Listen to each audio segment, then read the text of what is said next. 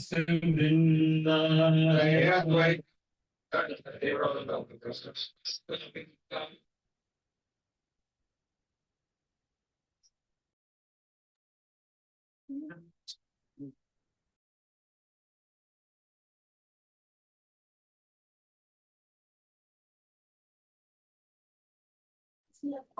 हरे कृष्ण।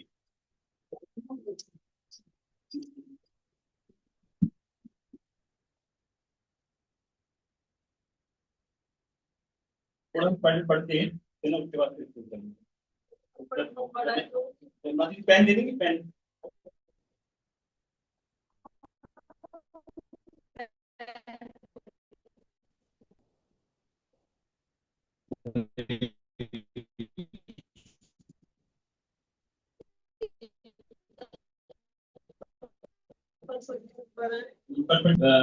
ये प्रयास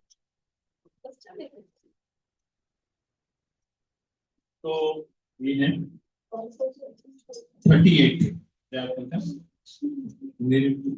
निर्विशेष ब्रह्मते केवल ज्योतिर्माया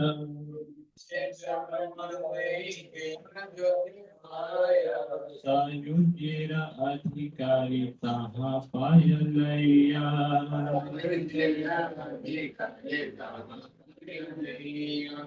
अनुवाद। उस निर्विशेष ब्रह्म तेज में केवल भगवान की तेजोमयी किरणें होती हैं। जो लोग सायुज्य मुक्ति के लिए उपयुक्त होते हैं वे उस तेज में समा जाते हैं। तो यहाँ पर जिनकी बात हो रही है वो ब्रह्मवादियों की बात हो रही है।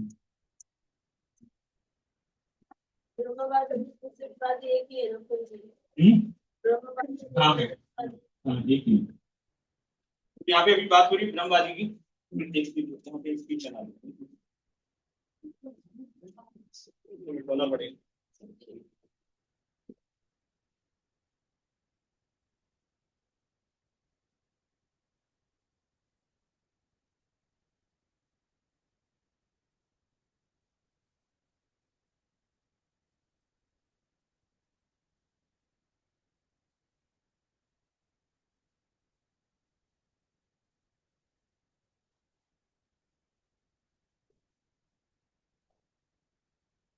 मैं जैसे जैसे पढ़ रहा था ना बहुत सारी चीजें इंटरेस्टिंग लग रही थी। पता नहीं कितना क्या क्या याद आता है दिमाग में। मेरी बात नहीं। अच्छा अच्छा अच्छा अभी वहां से पहुंचेंगे बातें फिर मेरा कंफ्यूजन भी दूर करिएगा अपना सारे दोस्त से थोड़ा बात नहीं है उसी में सारा क्लियर कर देंगे। देखिए अब एक मिनट यहाँ पे बना लेते हैं। कृष्णा से कौन आता है?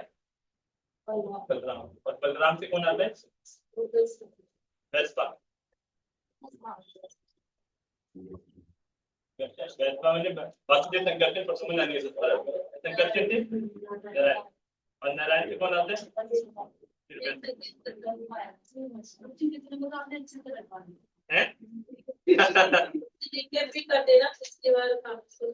पहले बात नहीं इस बात का तो हो जाए थोड़ा सा उसी के अंदर पिछले वाला भी आ जाएगा। और ये जो संकर्षण है इनसे कौन आते हैं? महाविष्णु। और ये जो संकर्षण है यहाँ से कौन आते हैं? सदाशिव। और ये जो महाविष्णु है इनसे कौन आते हैं? गर्भोदक्षाय विष्णु। और फिर आते हैं क्षीरोदक्षाय विष्णु। इस तरीके से चलता है।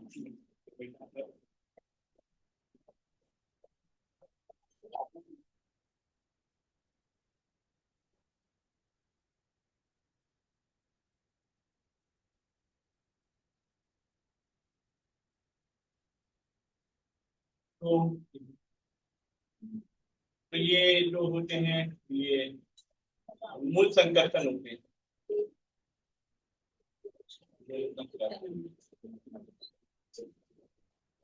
यही नित्यानंद है। ये तो भगवान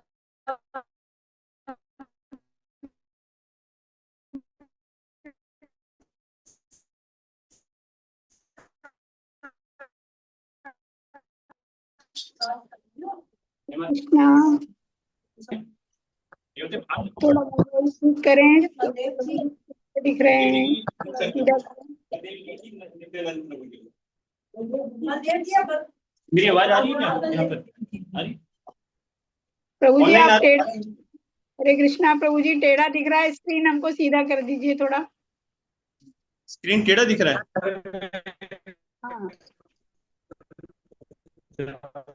सीधा कर दीजिए।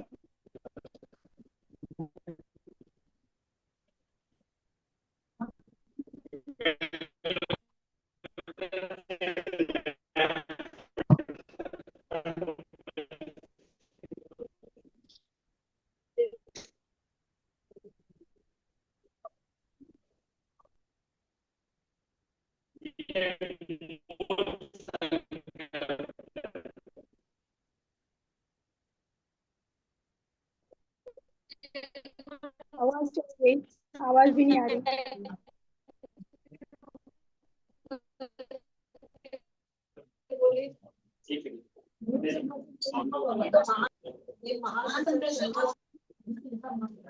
ये जो पार्ट होता है ना, ये जो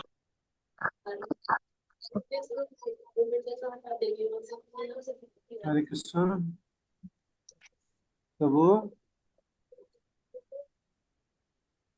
आप सुन पा रहे हो? जो ऑफलाइन भक्त है, कोई देख रहे इसको, मोबाइल को?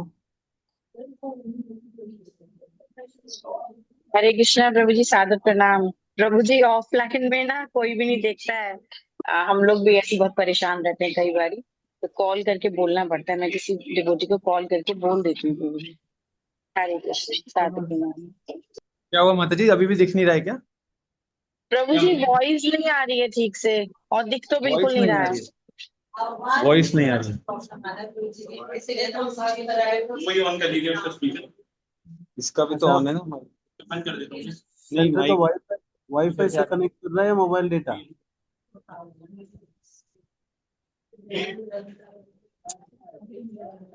ये जो वहाँ पे ये जो है कारक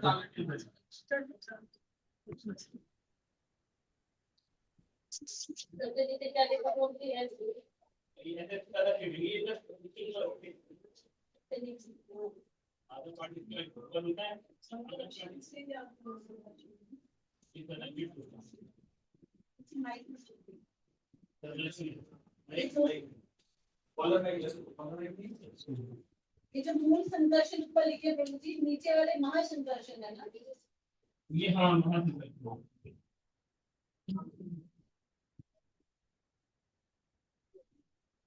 तो ये यहाँ पर मतलब ये जो है कारक सागर है, और इसी का एक पार्ट बिरजा नदी होती है।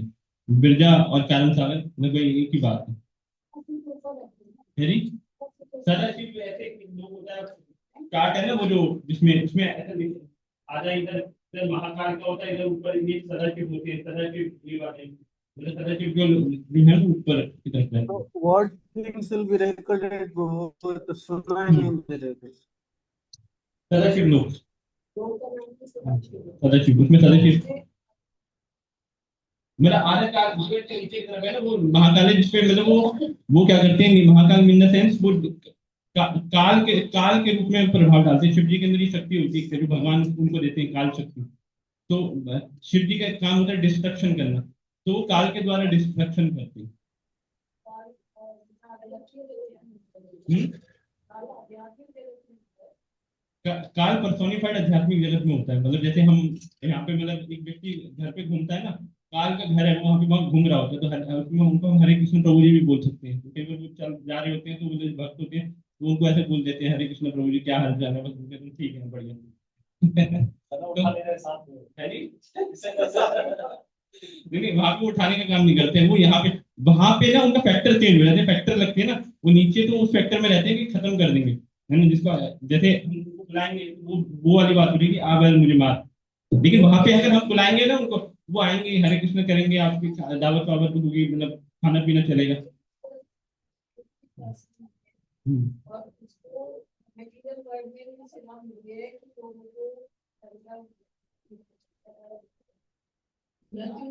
मृत्यु देना जी। हम्म। ये सेवा उसको मिली हुई है, वैसे जो corresponding फाइल है वो आध्यात्मिक जगत है। यस यस, इस तरीके से। तो और वहां पे उनकी सेवा ली जाती है, वो आध्यात्मिक जगत में काल की शक्ति काल। सही एग्जांपल दे रहे हैं। ऐसे दाऊ जो है दुबई में आराम से रहता है और मुंबई में आके ब्लास्ट करता है। कितना अच्छा एग्जाम्पल दिया है, मतलब दाऊद जो है वो वहां पे रहता है, जो दुबई में, और मतलब जो है मुंबई में आके बम ब्लास्ट करता है। बड़ा अच्छा एग्जाम्पल। तो उसी तरीके से काल जो है वो ऊपर रहते हैं, ऊपर के लोक में, और नीचे आके बम ब्लास्ट करते हैं। तो वो जो काल वहां पर क्या करते हैं, वहां पे ना काल जो है भगवान की लीलाओं के रस का वर्धन करते हैं। जैसे वहां पे हम कई बार देखते हैं ना कि किसी भक्त ने सोचा कि रात हो जाए और रात में ये सीन हो जाए, तो वो वहां पे ये फैक्टर ये वो लगाते हैं, लेकिन वहां से काल से किसी का डिस्ट्रक्शन नहीं होता, वहां पर भाव नहीं होता, मतलब डिस्ट्रक्शन नहीं होता। तो मुझे आज सदा शिव का रूप जो बताया है, ये सदा शिव एक सदा, ये सदा शिव से ना सारे शिव और सारे रुद्र आ गए।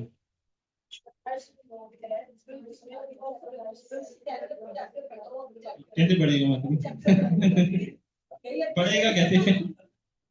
चैप्टर बढ़ेगा कैसे, इससे बड़ा प्रश्न है। तो वो तुम्हारी रेगुलर एपिसोड देखनी पड़ेगी। ठीक है, चलते आगे, आगे चलते हैं। ठीक है, आगे पहले बोल देते हैं अब क्या है। नेक्स्ट 39। सिद्ध लोकस्तुतं सा पारे यत्र वसन्ति ही।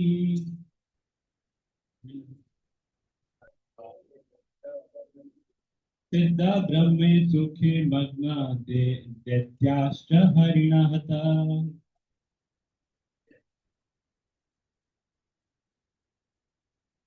तमो क्षेत्र भौतिक ब्रह्मांड के परे सिद्ध लोक का क्षेत्र स्थित है।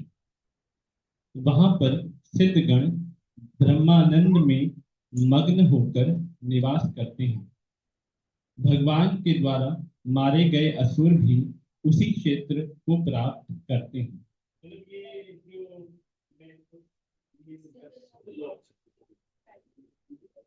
ये ना मतलब इसमें डायमेंशन कैसे दिखाऊं मेरे को ये समझ नहीं आ रहा। अब जैसे यहाँ जो महाविष्णु है ना, यहाँ तक तो स्पिरिचुअल वर्ल्ड है, इसलिए यहाँ पे कैसे, उसके बाद जो है ना ये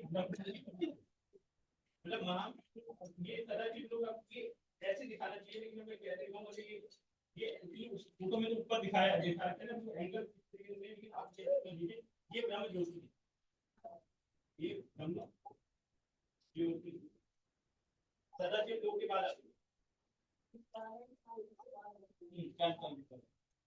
ज्योति के अंदर जो होता है ना, उसमें भी असुरों को भगवान मारते हैं, तो वो इस ब्रह्म ज्योति को प्राप्त होती है। हाँ, जिनको भगवान मारते हैं, चाहे वो भगवान को कितना भी परेशान करें, लेकिन भगवान को भगवान समझ के परेशान करेंगे तभी उनको ब्रह्म ज्योति मिलती है। भगवान को अगर भगवान को इंसान समझते हो वो अपना शरीर छोड़ेंगे, तो भगवान के द्वारा मरने पर भी यहाँ पे आएंगे, लेकिन भगवान के द्वारा मारने पर उनको ये समझ में आएगा कि ये भगवान मार रहे हैं, तो ब्रह्म ज्योति में चले जाएंगे।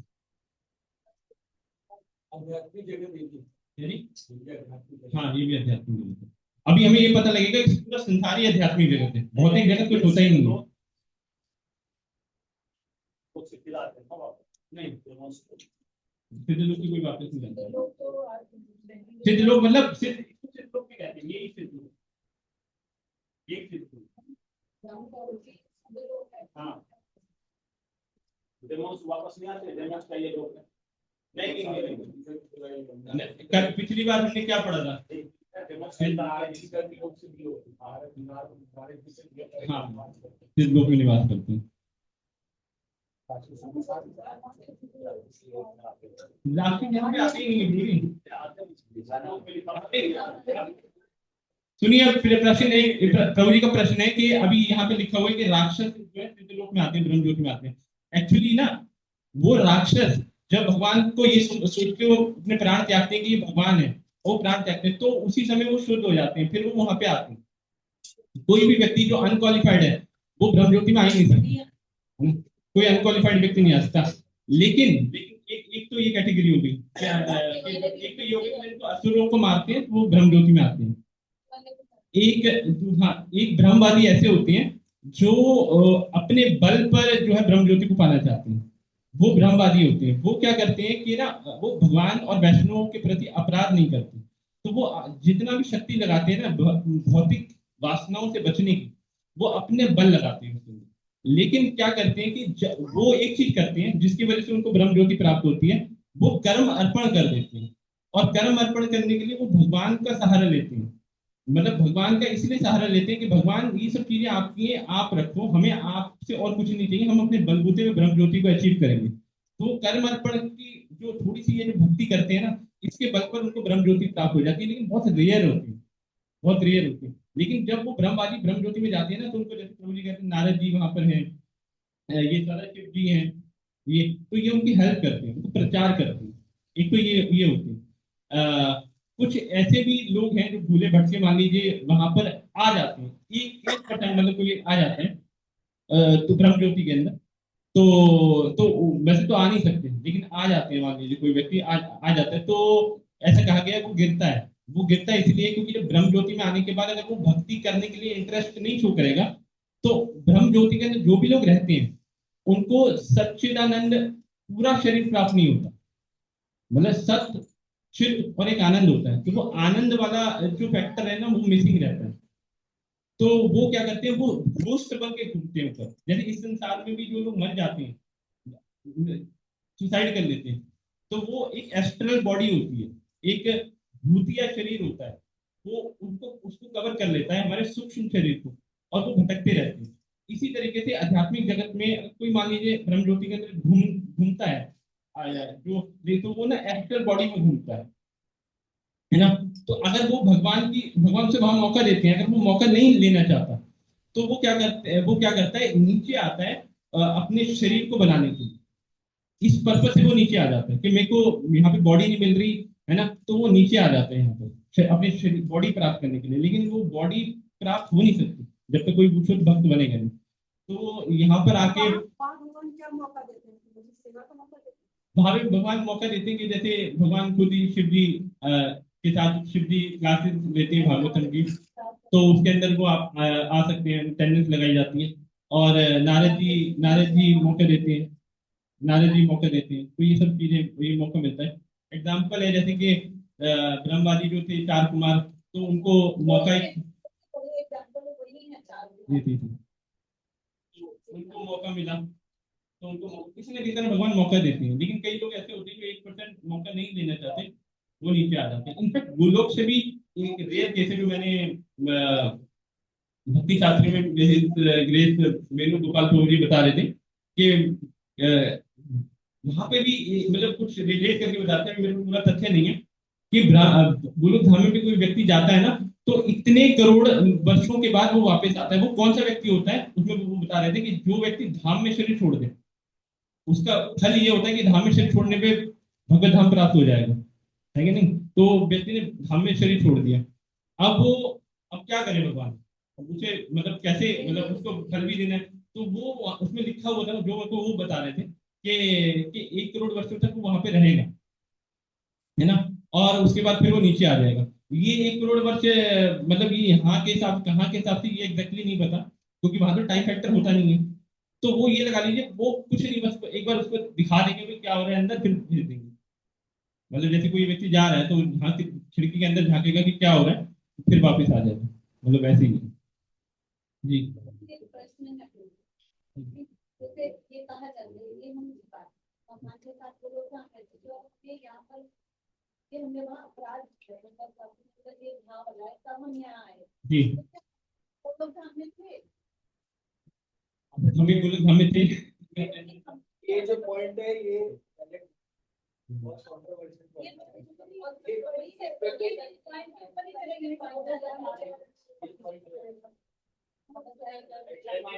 इसमें तो पूरा डिवीजन का बहुत सारे पेपर है। एक्चुअली में ये बहुत सारे पॉइंट है जिनसे ये सबसे काटा जा सकता है।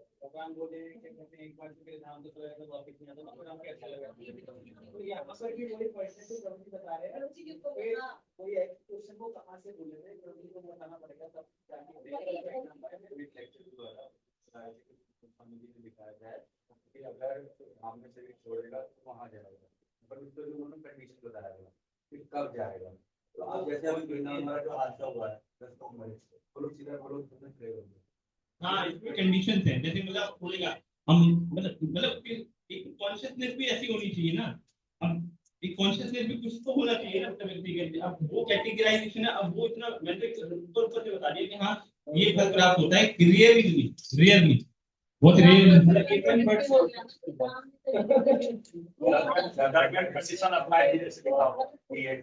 क्या करूँगी गलत हो गया ना कि दान में शरीर उसको कंडीशन उसको जो कंडीशन नहीं बताया सीधे होता है नहीं, कंडीशन मतलब कंडीशन वो भगवान थोड़ी लगा रहे हैं, हम ही लगा रहे हैं ना। आप धाम पे यात्रा में जाते हैं तो आप ही आ जाते हैं ना, किसने कहा आने की। यहाँ पे ना प्रभु जी एक चीज बता रहे थे कि जैसे गोवर्धन परिक्रमा में यही बता रहे हैं गोवर्धन परिक्रमा कर रहे हैं तो क्या आपका मूड है उसके हिसाब से वो चीज ऐसा कहा जा सकता है ये चीज कहा जा रहा है भक्तों को जो भक्त हैं वो अगर धाम में से छोड़ते हैं तो चले जाएंगे यानी भक्त से ये भक्त कहने का मतलब है उनसे ये उम्मीद की जा रही है कि वो कृष्णा कॉन्शियस वो कंडीशन में वो भी हाई लेवल की, वो भी हाई लेवल। लेक्चर में ना एक एग्जांपल बताया था कि जैसे गवर्नमेंट स्कीम निकालती है लॉटरी में जो जीतेगा उसे 1 करोड़ रुपए मिलेंगे तो लॉटरी में तो लाखों लोग लॉटरी लेते हैं टिकट लेते हैं लेकिन कुछ समझा तो नहीं निकलता तो वो झूठ भी नहीं है क्योंकि एक तो जाएगा एक को तो मिलेगा ही तो इसलिए अगर लाख लोग भी मर रहे हैं तो ये बात सच है कि एक तो कोई ना कोई जाएगा तो ऐसा कुछ एग्जाम्पल बताया था महाराज। एक मैं रिलेट करके बताऊं, उनको एक चीज याद आ रही है।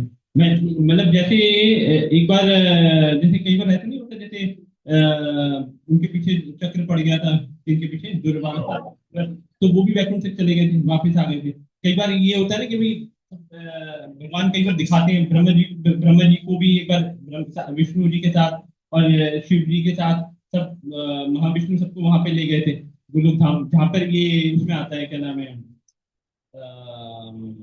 कौन सी ग्रंथ है, क्या संहिता में, क्या संहिता में आता है। सुंदर बात मुझे बता दी कि ऐसे लेके गया ऐसा वर्णन आ रहा है सुंदर इस तरीके से, मतलब तो वो इस तरीके से भी जाते हैं है ना, फिर वापस आ जाते हैं। डिपेंड करता है कि भाई व्यक्ति अंदर से शुद्ध हुआ है कि नहीं, है ना। अगर अंदर से पूरे तरह शुद्ध हो गया तो वो जाके वापस नहीं आएगा। ये उसी तरीके से जैसे एक बार सुंदर गोपाल प्रभु जी बता रहे थे कि हम जैसे धाम जाते हैं तो धाम में जाने के बाद जो है व्यक्ति को मुक्ति प्राप्त हो जाती है, वो उसको व्यक्ति को मुक्ति प्राप्त हो जाती है, वो घर नहीं आना चाहता, लेकिन हम तो वापसी की टिकट भी कटवा के आते हैं। तो मतलब कहने का ये मतलब है कि इसी तरीके से इसे सटल सूक्ष्म रूप में देखेंगे तो जो व्यक्ति ये दृढ़ संकल्प करके गया है कि भाई वो जो है उसको भगवान के अलावा कुछ नहीं चाहिए, लेकिन अभी भी भौतिक वासनाएं हैं, लेकिन वो बार इच्छा शक्ति इतनी प्रबल है कि उसको भगवान ही चाहिए, तो वो फिर उसको वहां पे जो है एक झलक दिखती है, फिर उसको यहाँ पे शुद्धिकरण का मौका मिलता है। जैसे अजामिल है, अजामिल को विष्णु दूतों के दर्शन हुए, गोप कुमार तो ऊपर के ऊपर ही चलते गए, वो नीचे नहीं आया ना। गोप कुमार जो था वो तो ऊपर के ऊपर ही चलते गए, वो नीचे नहीं है। हाँ स्टेज, बहुत स्टेज से गुंजन आपने एक चीज बोली थी वो भगवान को भगवान मान लेता है तो उसे भगवान तो रहते तो जैसे हम वो करते हैं कि भगवान ने भगवान ने समाज के करती वो क्या उन्होंने ऐसा सोचा, ऐसा कभी भगवान ने सुना नहीं कि उन्होंने ऐसा सोचा कि भगवान ने मिले इसका तो नहीं पढ़ा, लेकिन पिछली बार जो हमने पढ़ा था ना वो आप थे ही नहीं ना, एक्चुअली पिछली बार हमने पढ़ा था, पिछली बार हमने ये पढ़ा था कि ना जो हिरण्यकशिपु और हिरण्याक्ष हैं, जब उनका भगवान ने वध करा तो उन्होंने भगवान को भगवान की नजर में नहीं देखा, मतलब वो पता नहीं, वो समझ नहीं पा रहे थे कि आधा इंसान और आधा शेर कहाँ से आ गया। तो वो क्या हुआ कि फिर उनको ना फिर इसलिए मुक्ति प्राप्त नहीं हुई, तो उनको दोबारा ऑपुलेंस प्राप्त हो गया, भौतिक जानते जरूर थे हाँ बट मानते थे, जैसे रावण और वो जानते थे मानते नहीं थे। अब वो रावण बने और क्या बने, कुंभकर्ण, फिर वो भी जानते थे लेकिन मानते नहीं थे। उसके बाद जब नेक्स्ट प्राप्त हुए शिशुपाल और दंतवक्र, है ना, वो जानते भी थे मानते भी थे, लेकिन मानते थे ईर्ष्यावश, ईर्ष्यावश। लेकिन फिर भी उनका उनको शुद्धिकरण हो गया और फिर वो ब्रह्म ज्योति में चले गए। लेकिन उसमें भी एक क्लॉज ये बताया गया था कि जो जो उनके शरीर में चले गए ना, वो वो शिशुपाल नहीं थे। मतलब ये जो जय विजय ये 3 जन्म लेते हैं, ऐसा हमेशा नहीं होता कि ये हमेशा ऐसे ही चल रहा है। वो एक एक बार होता है, क्योंकि वो तो भगवान के निधि होते हैं, तो वो फिर वापस अपने पोजीशन पे चले जाते हैं। लेकिन उसके बाद जब भगवान दोबारा लीला करते हैं तो कोई और व्यक्ति होता है जिसको वो भगवान जो मर्ज होता है, जो मर्ज होता है वो- हम्म?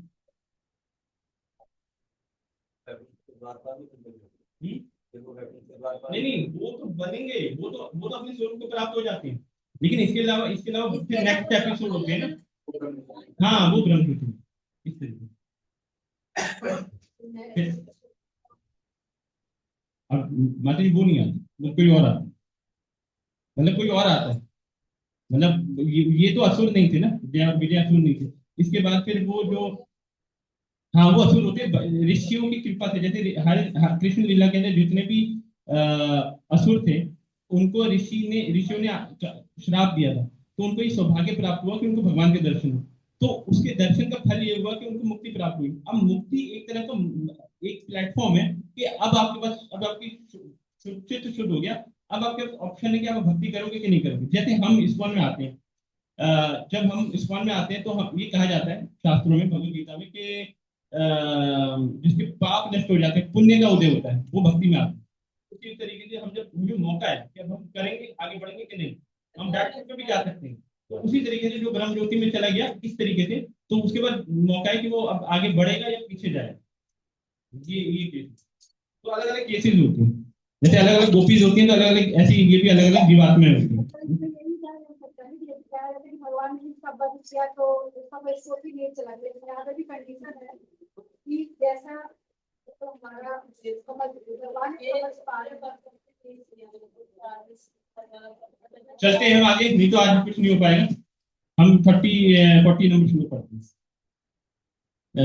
कहाँ गया? सई पर व्योम नारायण चारि पाशे, द्वारका चतुर्व्यूहेरा द्वितीय प्रकाशे।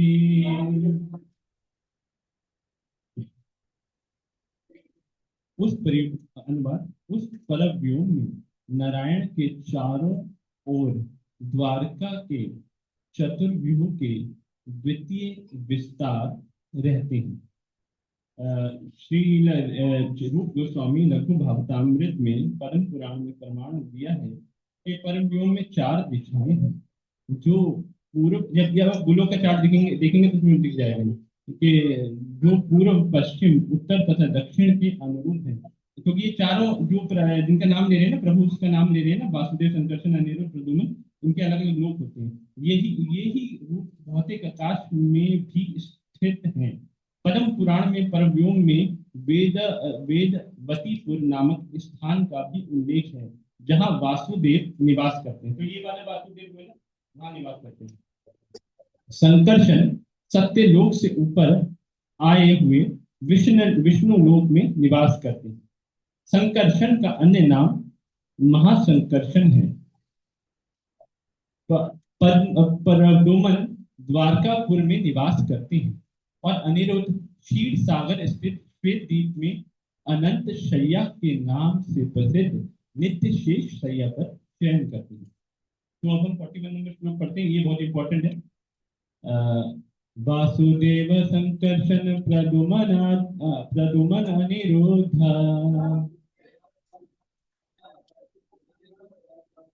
द्वितीय चतुर्व्यूह एक तुर्य विश्वत।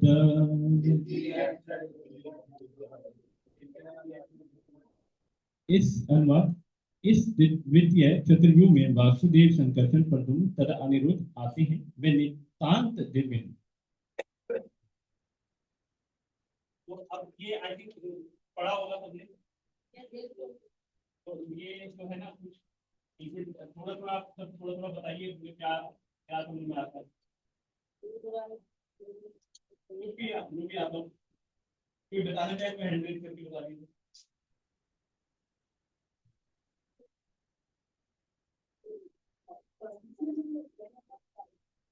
कोई भी कुछ भी बताना चाहे।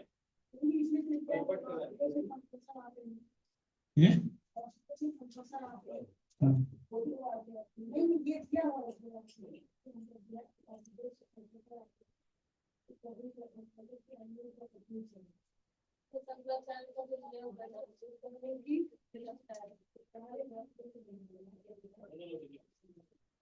मेन तो इसमें यही था प्रकृति की जो मायावाद है उसने जो है वो भ्रमित कर दिया जो इंसान को अपने से कर दिया डाइवर्ट करना चाहते हैं इस विचार का विरोध करते हैं।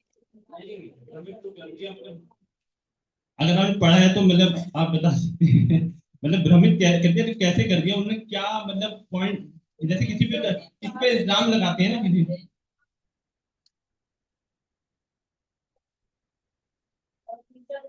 बहुत बढ़िया ये बहुत अच्छा बताया आपने। हाँ। तो फिर उन्होंने क्या कहा यहाँ पे इनका क्या मतलब है ये मायावादी का क्या मतलब है ऐसे। हाँ हाँ ये एक पॉइंट है।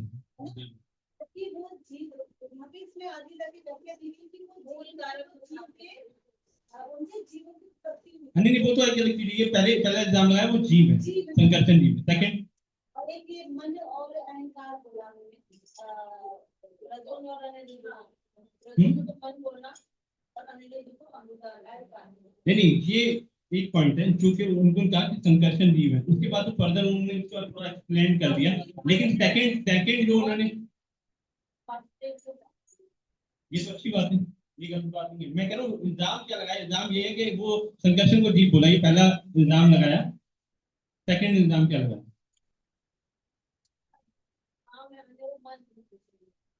नहीं नहीं ये वो जब कोई कैलकुलेशन करी जाती है ना।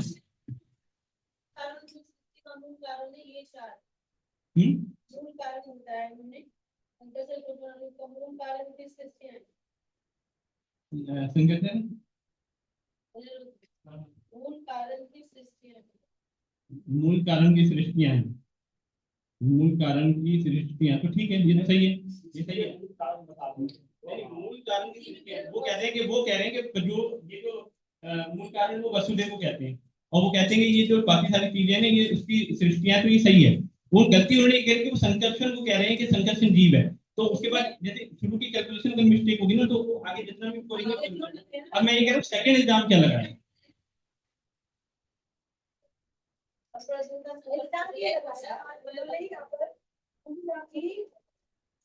ये जो उन्होंने इसमें किया ना शंकराचार्य ये भी कहते हैं कि वे भक्तों के विचार को नहीं मानते कि संकर्षण प्रद्युम्न भगवान के ही समान शक्तिशाली। हाँ भगवान की समानी वो शक्तिशाली। हाँ भगवान की ये भी एक बात ये पॉइंट है। हाँ ये भी सही कह रहे हैं। हाँ तो वो क्या कहते हैं नारायण विविध रूप में विस्तार करते हैं तो उसमें गलती क्या है। मैं ये पॉइंट में बताती हूँ ये पॉइंट है कि जैसे इसमें है कि कई ईश्वर है तो इसको नहीं बताते कि ईश्वर ये एक जगह ईश्वर मतलब नारायण सुप्रीम है नारायण से ही सारे विस्तार होते हैं ये गलत नहीं सही है क्योंकि एक सूत्र में वो कह रहे हैं कि ऐसा है लेकिन जो एक सूत्र दूसरा है जो वेदांत सूत्र का जो लास्ट वाला सूत्र है उसके अंदर वो कह रहे हैं कि ऐसा नहीं है मतलब ये अपनी बात से वो मैं वो मतलब तो ये बातें ये सही है लेकिन वो बाद में कह रहे हैं कि नहीं ये सही नहीं है। तो मायावादी क्या कहते हैं वर्ड्स जगलरी होती है ना वो करते हैं इसके ऊपर अलग अलग इसमें लंबा एक हम डिस्कशन कर सकते हैं जैसे कि भगवद गीता के 15 अध्याय के श्लोकों के ऊपर फिर वो ऐसा बोलते हैं लेकिन अभी आज हम सिर्फ चैतन्य चरितामृत के ऊपर हम चर्चा करेंगे जो इसमें बता रहे हैं तो मैं शुरू करता हूँ। मैंने क्या बता दिया मैंने कहा इसमें थोड़ा ये भी केंद्र सूत्र क्या है देखिए मैंने मायावाद होते क्या मायावाद मतलब क्या होता है थोड़ा ना इसको थोड़ा सा समझिए। ये जो एक आत्मा है ये लाल रंग की क्या है आत्मा ये सूर्य यह आत्मा अब क्या होता है कि हाँ मायावादी अब ये जो है ना इसके ऊपर जो होता है ये एक अविद्या होती है, ये होती है अविद्या, ये होती है अविद्या। और एक और ये ना इसके नीचे होती है इसके अंदर ये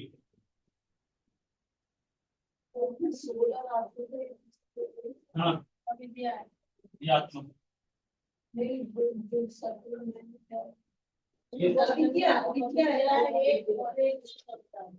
ये काले रंग का जो है ना ये डॉट आत्मा है। अब ये है काली विद्या और ये अविद्या, ये दोनों जो माया की शक्ति है, माया की शक्ति है, माया शक्ति है इसको, ये माया शक्ति है। और क्या होता है कि ये जो होता है उसके क्या बोलते हैं ये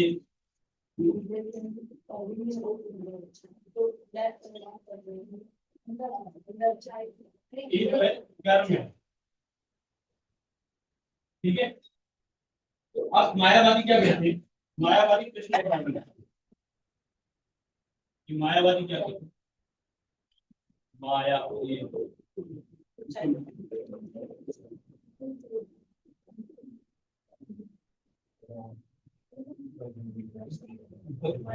ये कौन सा श्लोक चल रहा है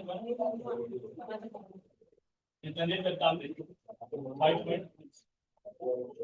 तो ये जो मायावादी क्या कहते हैं, मायावादी ये कहते हैं कि ना, मायावादी क्या कहते हैं, मायावादी मायावादी पहले मायावादी क्या कहते हैं ये मायावादी, ये मायावादी जो है वो ये कहते हैं कि ये जो अविद्या है ना, ये मैंने भक्ति शास्त्री में सीखा था और ये बड़ी रेयर चीज है, मतलब ये ग्रेस वेणु के पास ने हमें समझाया था। ये 15वें अध्याय भगवद गीता के अंदर जो श्लोक आते हैं उसके अंदर संस्कृत में इसका वर्णन आता है, उसमें मैं अभी वो लाया नहीं, मैंने कुछ पढ़ के बताया। तो इसमें ये जो अविद्या होती है ये जीव को कवर करके रखती है, ये जो अविद्या होती है वो जीव को कवर करके रखती है, ठीक है ना, मायावादी जो कहते हैं। और विद्या जो होती है मायावादी कहते हैं वो भगवान को कवर करके, है ना, मतलब विद्या जो होती है, विद्या अविद्या जो होती है वो जीव को कवर करके रखती है और विद्या जो होती है भगवान को कवर करके रखती है। इसलिए क्या होता है ये भ्रम होता है, ये भ्रम में घड़ा मिट्टी का है, जब ये पिघल जाएगा मतलब फूट जाएगा तो वो पानी बन जाएगा, तो पता नहीं लगेगा, है ना। तो इस तरीके से क्या होता है, वो कहते हैं कि जब अविद्या इंसान की नष्ट हो जाती है, मतलब आ रहे हैं ना तो जब अविद्या खत्म हो जाती है इंसान की तो फिर वो ब्रह्म में क्या हो जाता है, ये ब्रह्म है, हम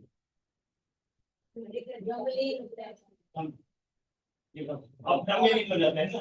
और जब भगवान भी आते हैं इस संसार में तो वो कहते हैं ना कि भाई माया के पर माया का कवरिंग होती है उसके ऊपर, है ना, तो वो भी जब उनकी कवरिंग दूर हो जाती है तो वो ब्रह्म में लीन हो जाते हैं, भगवान भी ब्रह्म में लीन हो जाती है।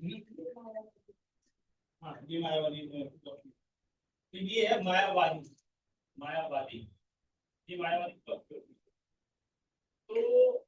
तो मायावादी जो होते हैं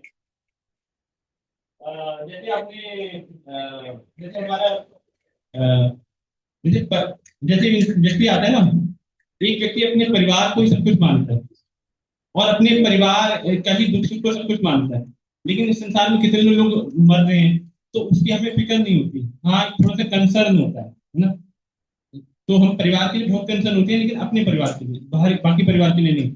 तो इसे कहते हैं परिवारवाद, है ना। उसी तरीके से कुछ लोगों की कॉन्शियसनेस थोड़ी उठ जाती है तो वो थोड़े समाज के लिए कंसर्न होते हैं, उसे कहते हैं समाजवाद, है ना। उसके कुछ लोगों की कॉन्शियसनेस थोड़ी और उठ जाती है तो वो उसे कहते हैं राष्ट्रवाद, है ना।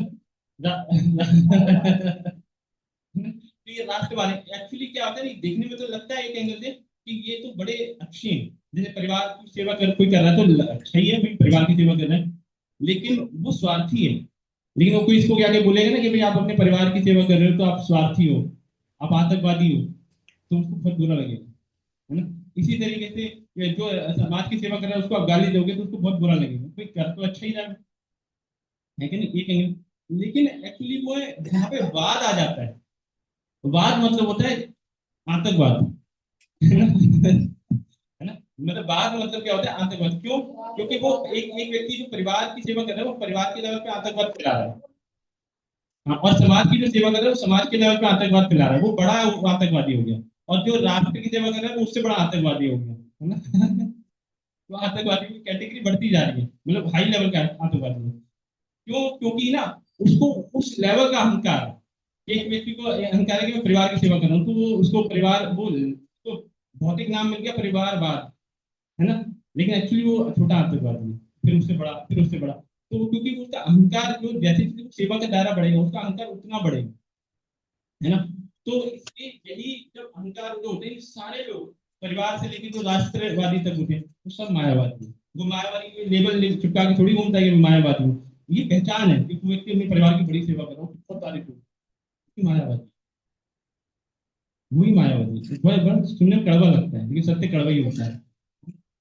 तो ये मायावादी क्यों? क्योंकि वो उसका अहंकार इतना प्रबल है कि उसको अपने परिवार के अलावा कुछ नहीं दिखाई दे रहा, वो सिर्फ समाज के अलावा कुछ नहीं दिखाई दे रहा, उसको राष्ट्र के अलावा कुछ नहीं दिखाई दे रहा, है ना। तो जबकि ये क्या है कि ये इस परिवार को देखने वाला कौन है? भगवान है, क्योंकि परिवार देने जो माँ बाप देते हैं, बच्चे देते हैं, कौन देता है? भगवान देते हैं, है ना। तो वो कहाँ गए? समाज में से भगवान कहाँ चले गए? है ना, और राष्ट्र में से भगवान कहाँ चले गए? है ना। तो इसलिए जहाँ पे भगवान नहीं है तो वहां पे वाद लगता है ना? और वाद का जो है जो विवाद बन जाता है तो फिर वो आतंकवाद बन जाता है। तो उसके लिए तो वही ये वो आतंकवादी है। मायावादी, अब मायावादी कौन होते हैं? जो ब्रह्मांड के आतंकवादी हैं। ब्रह्मांड के लेवल पे तो ब्रह्मांड के लेवल पे मतलब जो है ऐसा ऐसा कहते हैं कि हम बड़ा भला कर रहे हैं, हाँ, तो भगवान को भी नहीं छोड़ते। में भी बात होता है मैं वहां पे भी चलूंगा बाद में। मैं अभी वो हाँ, मैं ब्रह्मांड पे आया। तो अभी मायावादी जो होते हैं वो कृष्ण अपराधी कैसे होते हैं? वो देखिए परिवार वाला भी कृष्ण अपराधी है छोटे लेवल पे, राष्ट्र वाला भी, समाज वाला भी और राष्ट्र वाला भी थोड़े बड़े लेवल पे। वही मायावाद को होता है, मायावादी वो बड़े लेवल पे आतंकवादी होता है, क्योंकि कितने बड़े लेवल पे वही इससे रिलेट कर पाएंगे, वो कितने बड़े लेवल पे सिर्फ अपने बारे में सोच रहा है। वही है ना, सेंटर में कृष्णा नहीं होगा, सब चीज अपने आप को ही मानते हाँ, सब चीज अपने आप को ही मानना है। अरे एक चीज होती है कि एक बात को जो सुनने वाली होती है, सुनने वाली तो ये कहते हैं कि भाई नहीं, कुछ नहीं मानना भाई, कुछ नहीं मानना, सब कुछ जीरो, कुछ नहीं मानना, है ना। ये क्या करते हैं मायावादी? ये क्या करते हैं कि ना पहले मानते हैं और फिर नकार देते हैं, है ना। अब जैसे मान लीजिए मतलब पहले कहते हैं कि ये भगवान है और फिर उसको कैसे नहीं साबित कर नहीं है वो साबित करते हैं, यही इसके अंदर बता रखे हैं। यही तो इतनी सारी दिमाग लगाने की क्या जरूरत है? जब आप मानते ही नहीं हो तो आपको इतना दिमाग लगाने की क्या जरूरत है? ये साबित क्यों करना चाहते हो? जब आप मायावादी कहते हैं कि ना और सब चीजें ना मतलब एक ही है, सब चीजें एक ही है। तो मेरा मतलब है कि आप ये साबित इतना सारी चीजें साबित क्यों करना चाहते हो? जब व्यक्ति एक ही है तो वो दूसरा व्यक्ति जब एग्जिस्ट ही नहीं करता तो दूसरे व्यक्ति से बात क्यों कर रहे हो? तीन चीजें होती है। ये एक होता है ज्ञान, एक होता है ज्ञान और एक होता है शेर। ज्ञान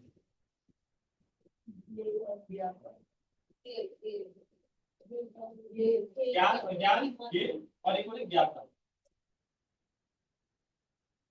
ये तीन चीजें होती है ना। तो अब ज्ञाता जो जानता है, ज्ञाता मतलब तो विषय हो गया इसके बारे में जानना तो ये हो गया है ना। एक मतलब क्या होता है? ज्ञान है, ज्ञान के बारे में जानना है तो ये नहीं, एक होता है ज्ञाता और मतलब ये यहाँ पे मैं वो बताना चाह रहा हूँ कि ज्ञाता हो गया जो जानता है, और वो जिसको एक दूसरा व्यक्ति है जिसको मतलब ज्ञान देना चाहता है, जिसके देना चाहता है ना। और एक ज्ञान हो गया ज्ञान। इसको देना जो तो ये तीन चीजें हो गई, इनमें वननेस का है, ये तो तीन चीजें हो गई नहीं, एक व्यक्ति है जो ज्ञाता है और एक दूसरा व्यक्ति है जिसको ज्ञान दे रहा है, और ये ज्ञान हो गया। तो ये वस्तु कितनी होगी, एक ऑब्जेक्ट, ये दो ऑब्जेक्ट और ये तीसरा ऑब्जेक्ट, तो इसमें वननेस कहाँ है? तो मायावादी जो होते हैं ना, उनको एक्चुअली मायावादी क्या होते हैं कि उनको बिल्कुल चुप रहना चाहिए, उनको बिल्कुल बोलना नहीं चाहिए, है ना। लेकिन एक व्यक्ति इतना बोल रहा है, इतना पढ़ के हमारे जो वेदांत सूत्र हैं उन पर टिप्पणी कर रहा है, तो ये मायावादी भी नहीं है ना, ये मायावाद के नाम पे भी कलंक कलंक है। हाँ, ये आतंकवादी है। तो बोलिए। तो ये जो अविद्या है और ये विद्या किस टाइप की है? ये विद्या किस टाइप की है? ठीक है, बता देता हूँ तुझे अभी, पहले मैं ये बता के फिर मैं बता।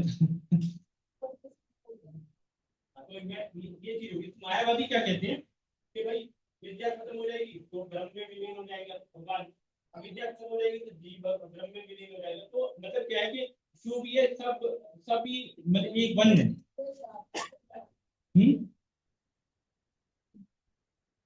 हाँ, ऐसा मान लीजिए, अभी अभी उसके बारे में चर्चा करते हैं। तो मतलब ये है कि मायावादी सिद्धांत ये करते हैं, वननेस में विश्वास करते हैं, मतलब एक ही है, ये कॉन्सेप्ट है मायावाद। तो विद्या ये अविद्या होती है, भौतिक वासना, ये विद्या है।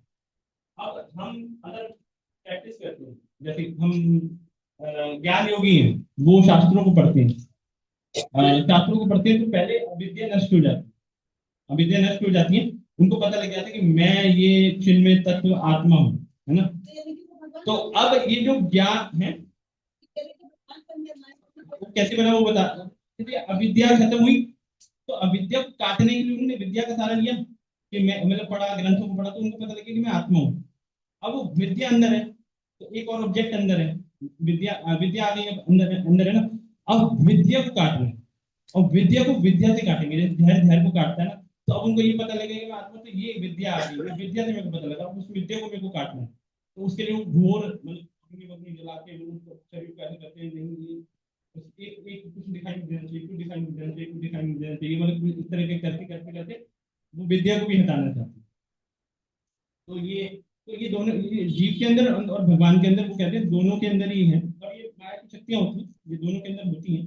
तो लेकिन मायावादी क्या करते हैं कि ना विद्या को भी हटाते हैं, अविद्या को भी हटाते हैं, दोनों को हटाते हैं, और क्या करते हैं कि ब्रह्म में चले जाते हैं, वो क्या बन जाते हैं, एक बन जाते हैं। एक मतलब उनका मतलब होता है कि अब एक एक व्यक्ति जो है, मतलब वो भगवान है, वही भगवान है, और उसका कोई रूप नहीं है। प्रभु जी तो खंडन कर रहे हैं, तो वो भी तो शास्त्र पहले पढ़ते हैं, तभी तो खंडन करते हैं। हाँ, तो वही तो नहीं पढ़ना चाहिए ना, वही तो मैं कह रहा हूँ, फिर क्या ये मायावादी मतलब वो अब कोई मायावादी मिले ना तो वो कहेंगे आप पढ़ क्यों नहीं, जब कुछ चीज आपके अलावा है ही नहीं। पर हाँ, परिवर्तन आता है उनका शरीर का, जो शरीर तो है ना, ये स्टोन बन जाता है, ये हृदय पत्थर हो जाता है, फिर इसको माया देवी तोड़ती है। तो वही पर्पस ही वो पढ़ रहे थे, हमें इसमें क्या कमी होगा, वो पढ़ने के बाद उसका नहीं होता यही है, स्टोन बन जाता है, लेकिन उसके विपरीत जब भक्त पढ़ते हैं ग्रंथ को तो वो मक्खन बन जाता है।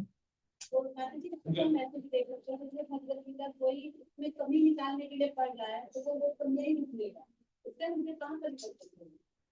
तो मैं ये कहता, जब वो भगवान बनते हैं, अब मतलब पर्पज ये कि जब वो भगवान एक कहते हैं कि सब एक ही चीज है, सब एक है, मतलब मैं भी वही हूँ, अचिंत्य विष्णु भी वही है जो मैं हूँ, और हरिकृष्ण प्रभु जी वही है जो अचिंत्य विष्णु, सब एक ही है।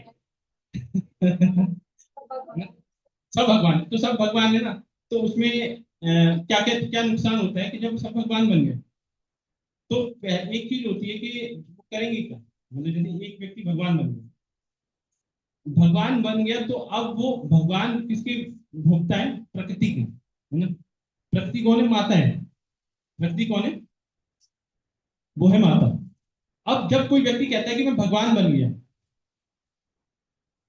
तो वो प्रकृति को भोगेगा, तो प्रकृति क्या है, माता है, और वो माता को भोग रहा है, तो ये कितना बड़ा घिनौना काम है।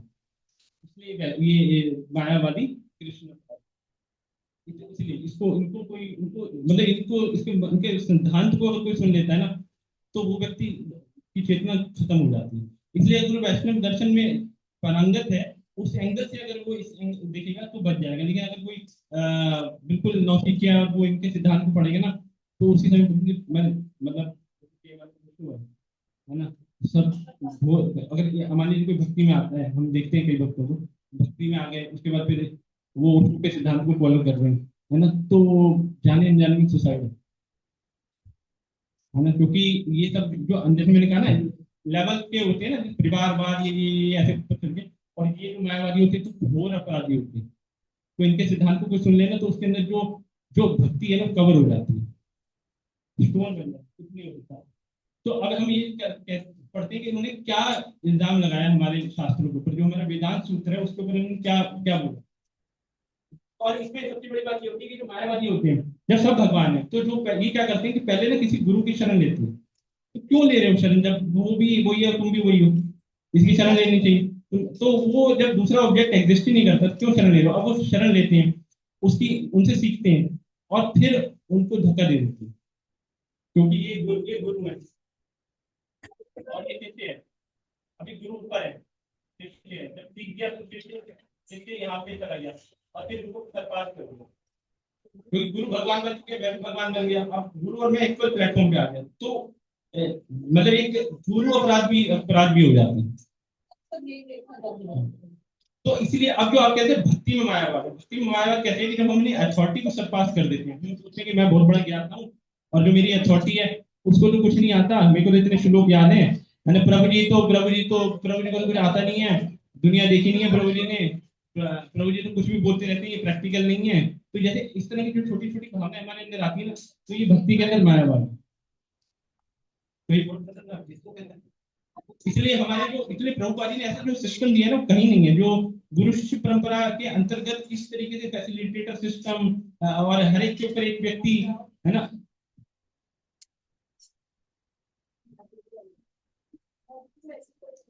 ठीक है ना, तो इस तरीके से ना सिस्टम जो है ना, तो माधुरी तो वो जो जो सिस्टम दे रखा है तो वो सिस्टम इतना अच्छा है कि हम जैसे ये थॉट आएगा मायावाद का तो कोई व्यक्ति एक होगा कि हमें पीछे करने के लिए, हमें बचाने के लिए। इसलिए इस संसार में जो आता है ना उसमें से कोई बाहर नहीं जा सकता, सिर्फ सिर्फ प्रभुपाद जी की कृपा से इस्कॉन वाले ही जाएंगे। नहीं फैक्ट है ये फैक्ट है, कोई नहीं जा पाएगा क्योंकि कलयुग बहुत खतरनाक है। मतलब ये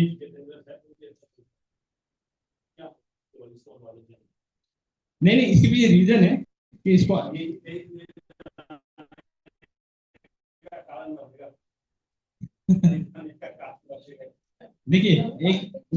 देखिए एक ये जो प्रभुपाद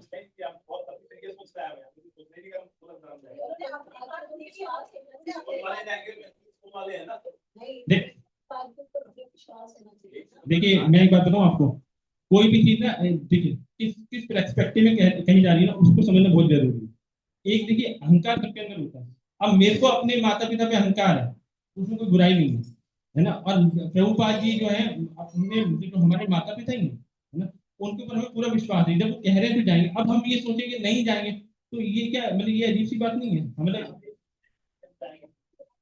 नहीं।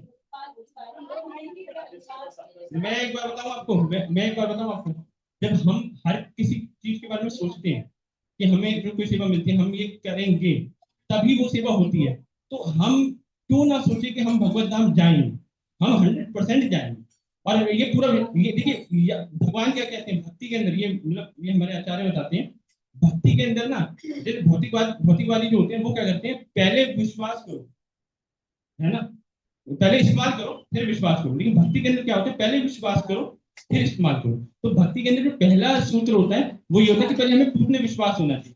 अगर हमें पूर्ण विश्वास है कि मेरे प्रभुपाद जी मेरे को लेके जाएंगे, लेकिन मैं उस लेवल पे नहीं हूँ, ये भी पता होता है व्यक्ति को मैं उस लेवल, लेकिन मेरे प्रभुपाद जी मुझे लेके जाएंगे, मैं प्रयास कर रहा हूँ, तो ये अंतर तो होना चाहिए। इसमें एक श्लोक आता है स्वार्थ गति में विष्णु, वो जो श्लोक आता है ना स्वार्थ गति में विष्णु, पूरा याद नहीं आ रहा, तो उसमें एक स्वार्थ शब्द आता है, स्वार्थ गति में विष्णु। तो जब तक हमारे ये वास्तविक स्वार्थ हमारे अंदर नहीं होगा कि मैं जाऊंगा, आप देखिए अरे आप भक्तों में भी अलग अलग पूछिए, कोई व्यक्ति कहीं कहेगा कि नहीं नहीं मैं नहीं जा पाऊंगा, एक अंदर से भगवान एक पुश देते हैं कि भाई उसको लगता है कि मैं नहीं जा पाऊंगा, किसी व्यक्ति को लगता है कि मैं जा पाऊंगा, और किसी व्यक्ति को लगता है कि मैं ये कर लूंगा ना तो जा पाऊंगा, है ना। एक उम्मीद होती है, उसी वो उम्मीद ही जो होती है ना हमें आगे बढ़ाती है भक्ति में। नहीं तो हमें आगे बढ़ने का फैक्टर क्या है? हम भक्ति में कोई भी चीज कर रहे हैं, हम कोई भी सेवा कर रहे हैं, तो हमें क्या मोटिवेशन है कि हम आगे कर रहे हैं? कुछ एक बात है, क्लियर है, मोटिवेशन है कि वो क्या आदेश हम सवाल होगा।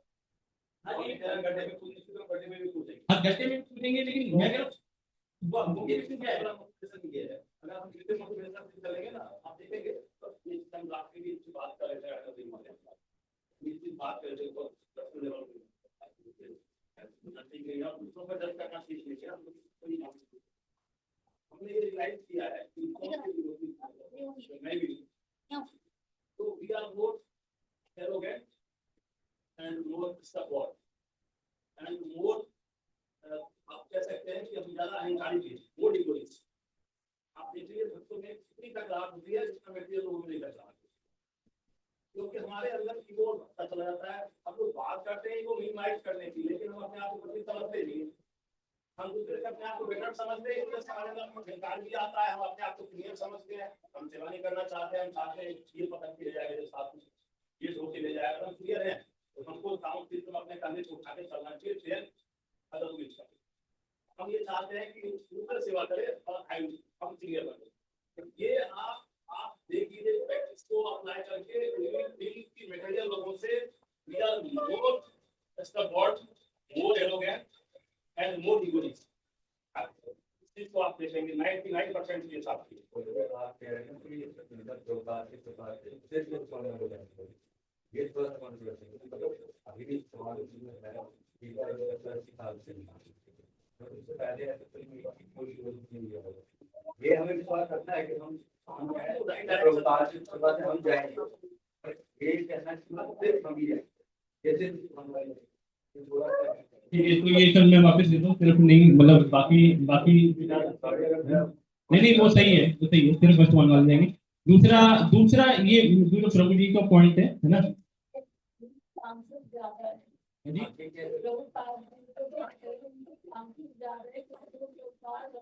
एक्चुअली बात जो हो रही है ना, मतलब वो मेरा पर्सपेक्टिव कुछ और है। मैं ये कह रहा हूँ ना, हम उस दायरे में बात कर रहे हैं तो हमें एक जैसे विश्वास होता है ना कि हमें, जैसे नेता के लड़के नहीं होते वो कहते हैं कि क्या कर लोगे हमारा, तो वो उनको पूरा विश्वास है एक्चुअली ना।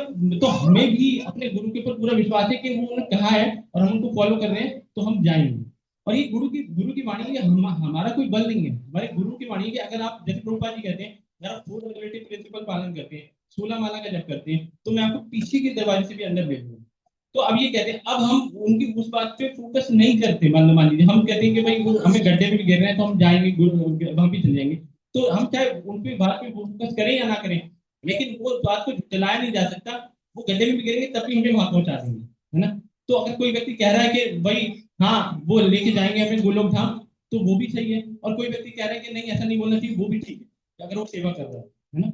और अब सेवा की भावना बता रहे हैं तो उसके बारे में हम चर्चा करेंगे इसमें, लेकिन पहले हम मायावाद के जो आरोप है उसके बारे में चर्चा कर लेंगे।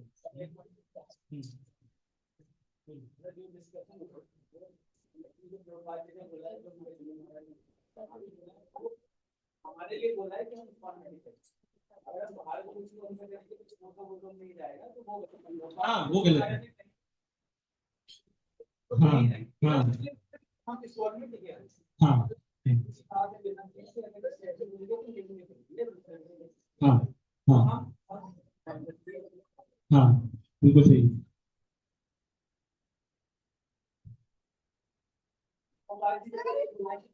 संस्था से हम तो केवल सॉन्ग पे विश्वास बढ़ाने, इसलिए नहीं है कि हम दूसरों को प्लेसमेंट करेंगे तो तुम जाओगे नहीं, प्रोफाइल वो हमें समझना पड़ेगा कि अगर कभी प्रोफाइल को हमारा जब बोला है तो दूसरों को प्लेसमेंट में बोला, हमारे लिए बोला है कि हम इस फॉर्म में टिके।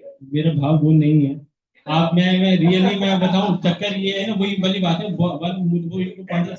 अब वो ये अब कोई किसी का भाव नहीं देख सकता ना, हम कोई किसी का, अरे देखिए सुनिए मेरी बात, मैं अगर इसको अगर हमारा वो भाव होता तो हम इतना प्रचार क्यों करते?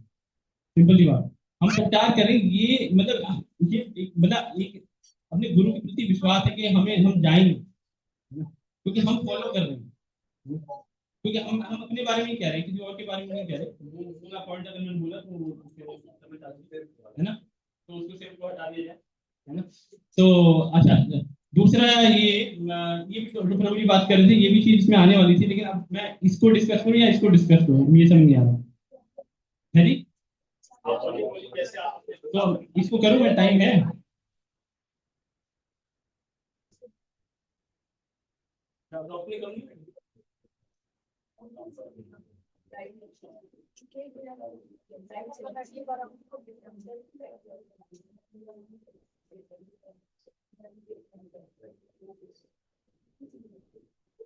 अच्छा, मैं करता हूँ फटाफट, आप ध्यान से सुनिए।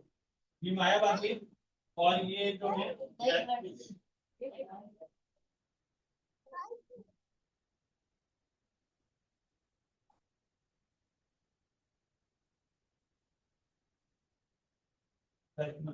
दो चीजें, एक मायावादी है और एक है बैट्समैन बीमार। मतलब मायावादी वो बोलेंगे, उसको काट वेलकम देंगे। तो पहला पॉइंट वो ये बोलती है कि वेस्पा है,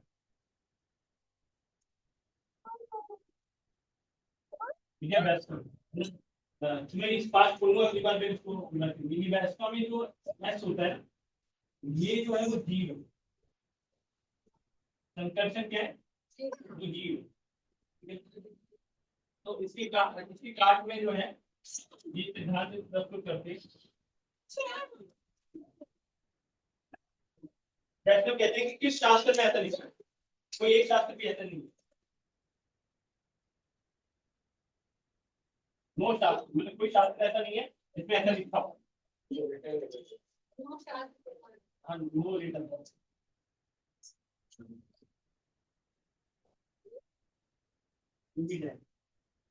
वो कोई एविडेंस नहीं है, रिटन एविडेंस है ना। सेकंड, ये एविडेंस है कि जो नारायण से संकर्षण आ रहे हैं ना, तो ये नारायण से संकर्षण आ रहे हैं, तो ये स्वांश है। ये संकर्षण कौन है, जीव नहीं है, स्वांश है। इसका एविडेंस है हमारे पास, ठीक है। तीसरा, नित्यो नित्या नाम जो का ये श्लोक आ गया। और चौथा,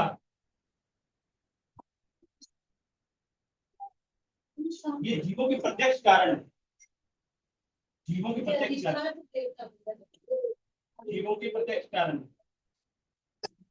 जीवों के कारण, जीवों के कारण ना। तो और पांचवा,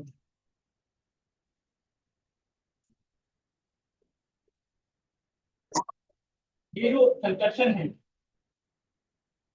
ये अनंत जीव है।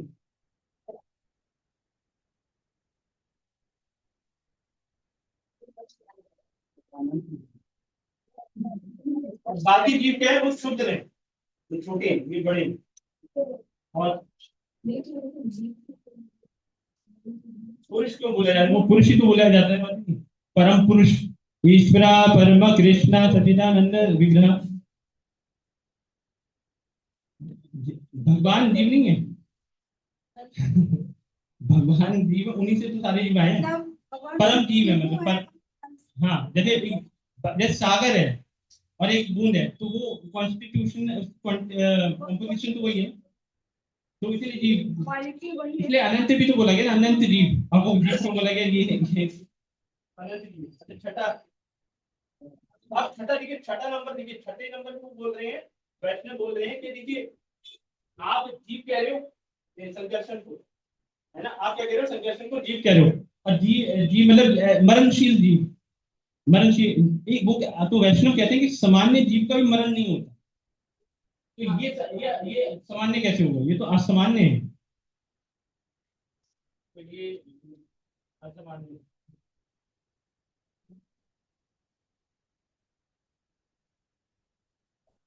ये खंडन हो गया। 6 आंसर थे, पहला 6 आंसर। दिमाग है, क्योंकि नहीं, ये बिल्कुल सही है, मतलब एक्चुअली व्यक्ति को माया के द्वारा माया कवर कर लेती है, वो जो भी चीज निकलेंगे ना उल्टी निकलेंगे। एक दृष्टिकोण उल्टा हो जाएगा, मतलब आदमी जो एक दृष्टिकोण होता है ना देखने का। हाँ, और इसी मतलब मैं भी बोलूंगा प्रभु जी का जो क्वेश्चन है और ये चीज जो है ना थोड़ा सा लिंक्ड है। मतलब एक दृष्टिकोण ना कई बार चेंज पूरा चेंज होगा। अभी देखिए, अभी तो ये जो है इनको जीव मान लो, और जबकि ये जो है असामान्य है, वो जीव नहीं है। सेकंड सेकंड सेकंड ये सूत्र कौन सा हो गया हमारा सूत्र 42। अब ये सूत्र, अब ये सूत्र हो गया 43। अब वो कहते हैं कि ये जो प्रदुमन है, ये जो प्रदुमन है अनिरुद्ध इनसे आते हैं, है ना। प्रदुमन से अनिरुद्ध आते हैं प्रदुमन से। तो वो कहते हैं कि ये जो प्रदुमन होते हैं, ये जो अनिरुद्ध आते हैं, प्रदुमन आते हैं, तो ये क्या कहते हैं इंद्रियों का प्रतिनिधित्व करते हैं। तो मैं ये कह रहा हूँ कि इंद्रियों, तो वो ये कहते हैं कि इंद्रियों को जीव कैसे उत्पन्न कर सकते हैं, क्योंकि उन्होंने कहा कि संकर्षण जीव है। तो अब संकर्षण से प्रदुमन आ गए, प्रदुमन से अनिरुद्ध आ गए, तो वो उन्होंने संकर्षण के आगे जितने भी मतलब जो है ना, मतलब इनकार्नेशन है, तो उनको कहा कि ये भी जीव है, तो जीव कैसे इंद्रियों को उत्पन्न कर सकता है। तो ये उन्होंने सेकंड आरोप लगाया, इंद्रियों को जन्म नहीं दे सकता, इंद्रियों को जन्म नहीं दे सकता। इंद्रियां जीव को जन्म नहीं दे सकते ना, इंद्रियां जीव को जन्म नहीं दे सकते। नहीं, जीव जो है वो इंद्रियों को जन्म नहीं दे, ठीक है ना। अब नहीं, ये राष्ट्र सिद्धांत नहीं है, ये जीव जो है, जीव जो है ना, मतलब वो कह रहे हैं कि ये कहते जीव है, जीव जो है इंद्रियों को जन्म नहीं दे सकता। श्री राधा मदन मोहन भगवान की जय, श्री गौर जगन्नाथ बुद्धि सुधार। नहीं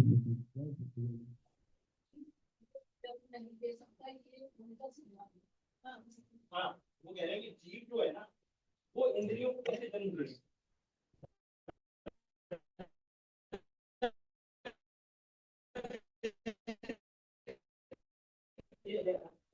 इंद्रिय मतलब ये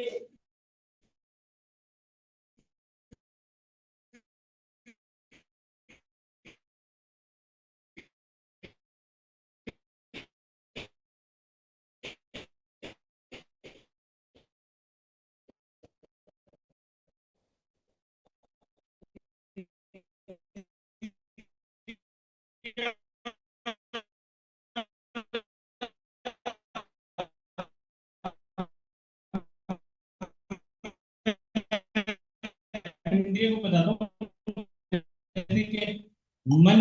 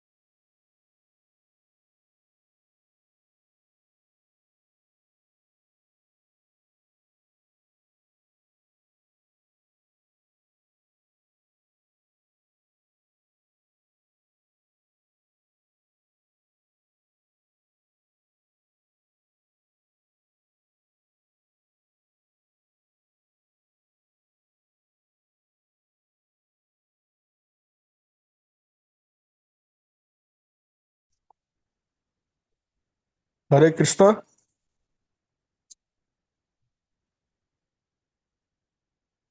हरि बोल। हरे कृष्णा। कौन, ये अपने में बिजी है। हरि बोल। कोई सुन नहीं रहा प्रभु जी।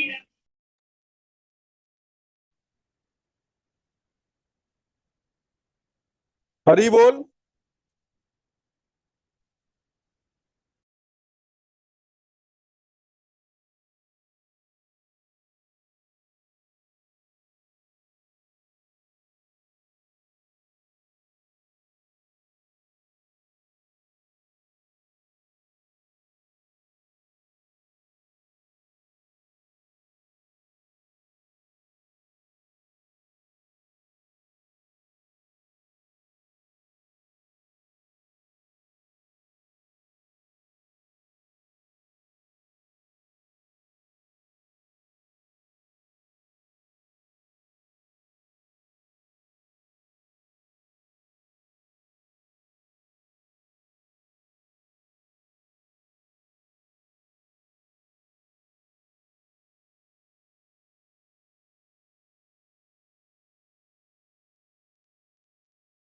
हरि बोल।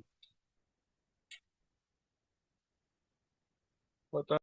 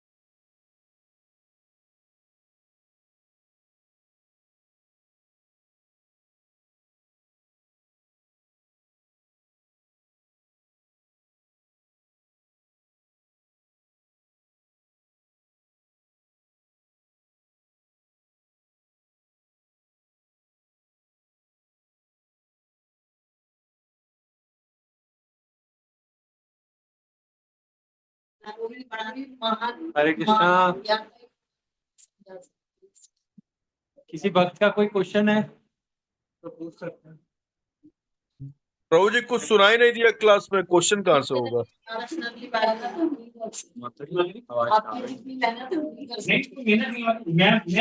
मैं आपको एक रात की बात बताऊं, मैं यहाँ आया तो मेरे को आज की क्लास में अब आवाज आई है मैं आपको? रियल बता रहा हूँ।